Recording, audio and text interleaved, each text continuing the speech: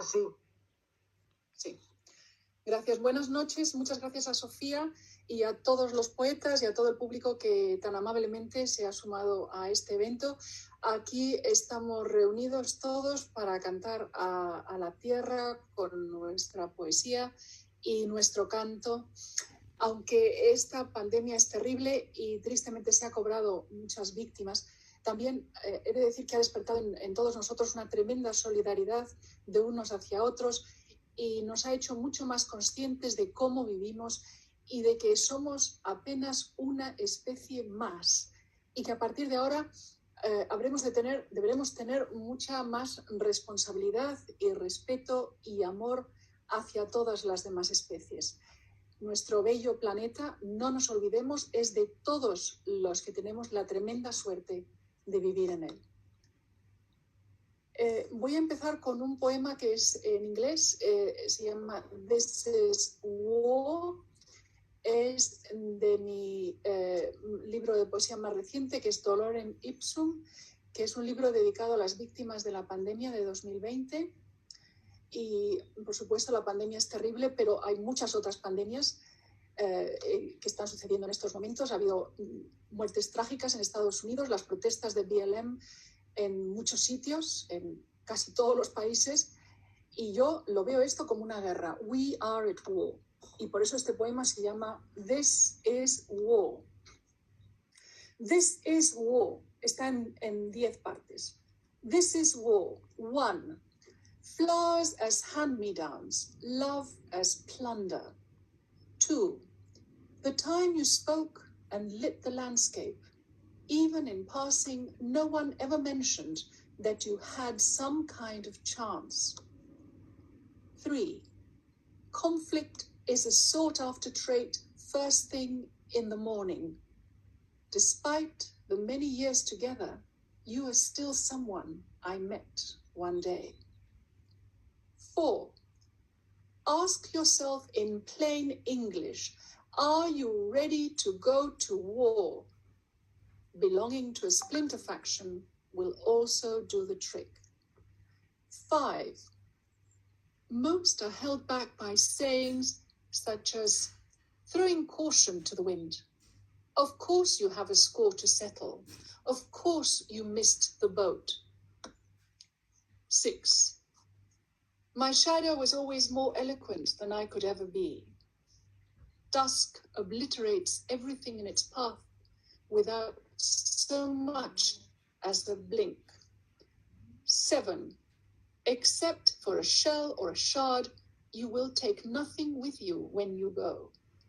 Words mostly lose their fragrance once spoken. 8. Being nice is a role you undertook against your better judgment.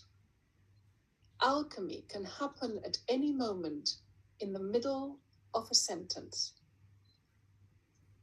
9. Calling things by their name also means calling names. The silence of the aftershock happens on the hour.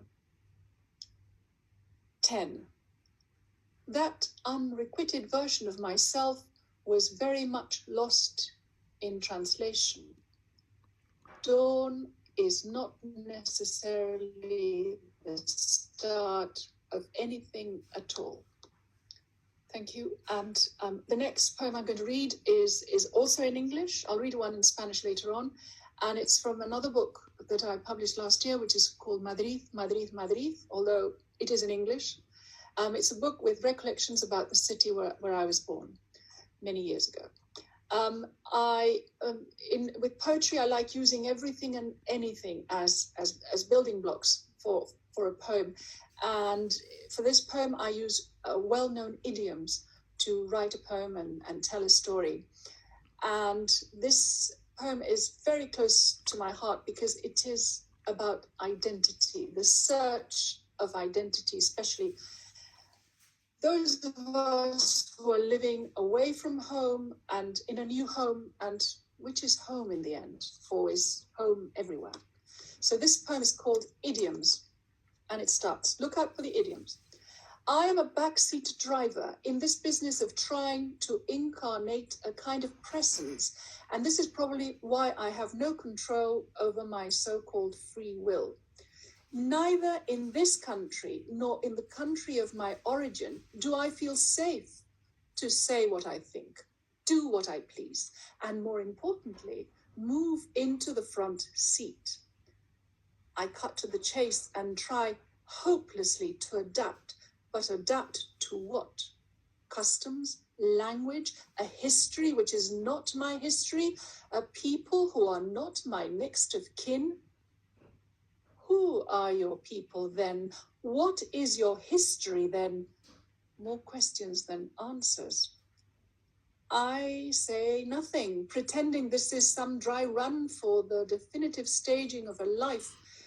I am led on by anything glistening, fool's gold, to replace the urge to be part of a group, however dissimilar to what I am, or stand, or would wish. The need to belong appears to be ancestral, and I try so hard, but I fail terribly, not just miserably. I try and fail, I have failed, I will fail. There is no green room, no time for anticipation, no rehearsal, no interval to learn the ropes and prepare for the final close-up, the closing lines, the moment of total ecstasy, the Madrid of my dreams.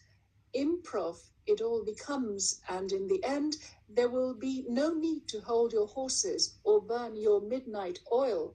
You might as well give up before your time is set. Nothing is against the clock. Instead, you may want to spend your days jaywalking or loose cannoning, all of it but a New York minute. And only when you begin to get the gist of things, it is all over. Done with, gone, extinct, over and out, sunk, washed up, kaput. There are many ways of saying the same thing simply because it always is the same thing. And if you can understand all this, you can understand and justify anything, any life, any wanton desire, any childhood dream of attaining the everlasting and the unearthly. Thank you. And the last poem is in Spanish. It's from a book that, again, I launched last year, which is Punto de Fuga. And it is dedicated to the city of New York. And it's a night spent in New York. Y se llama La Noche. A lo largo de una noche inconsolable, las reflexiones se suceden sin orden aparente y sin que sirvan para aclarar nada. Vaya despilfarro. Y tú las observas con atención como si fueran el producto de otros, sin atrever a declararte su dueña y señora. Y de a poco van saliéndote de la boca las palabras que corresponden a cada una de ellas en sucesión y sin hacer apenas ruido, para decir justamente lo que jamás imaginaste, o peor aún, lo que al ser pronunciado te hará perder la orientación y la conciencia. Y es entonces que comprendes que tan involuntaria actividad, insensata y vacua, es la única manera de hacer las cosas. Thank you very much. Thank you.